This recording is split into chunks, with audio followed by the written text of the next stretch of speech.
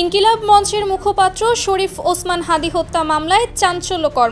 3 দিনের রিমান্ড শেষে আদালতে নিজেদের দোষ স্বীকার করে জবানবন্দি দিয়েছেন গ্রেফতারকৃত 2 আসামি সঞ্জয় চিমিশ ও মোহাম্মদ ফয়সাল। মূল শুটারকে সীমান্ত পার হতে সহযোগিতার কথা স্বীকার করেছেন তারা। শরীফ ওসমান হাদি হত্যা মামলার তদন্তে গুরুত্বপূর্ণ অগ্রগতি হয়েছে। বৃহস্পতিবার ঢাকার মেট্রোপলিটন ম্যাজিস্ট্রেট জামশেদ আলমের আদালতে হাজির করা হয় 3 আসামি সঞ্জয় চিমিশ, মোহাম্মদ ফয়সাল এবং সিবিউন দিউকে। রিমান্ড শেষে তারা স্বেচ্ছায় স্বীকারোক্তিমূলক জবানবন্দি দিতে সম্মত হলে আদালত তার রেকর্ড করেন। প্রসিকিউশন বিভাগের তথ্য অনুযায়ী জবানবন্দি শেষে এই 3 জনকেই কারাগারে পাঠানোর নির্দেশ দিয়েছেন বিচারক।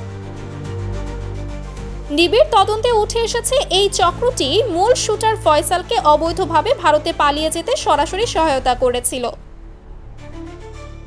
উল্লেখ্য যে গত 12 ডিসেম্বর সন্ধ্যায় ঢাকার বিজয়নগর এলাকায় এক ভয়াবহ হামলার শিকার হন শরীফ ওসমান হাদি।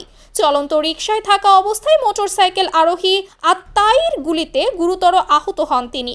7 দিন মৃত্যুর সঙ্গে লড়ে গত 18 ডিসেম্বর শেষ নিঃশ্বাস ত্যাগ করেন এই তরুণ মুখপাত্র। হাদি হত্যার মূল পরিকল্পনাকারী এবং সরাসরি জড়িতদের শনাক্ত করতে কাজ করছে ডিবি পুলিশ। এখন পর্যন্ত এই মামলায় 12 জনকে গ্রেফতার করা হয়েছে।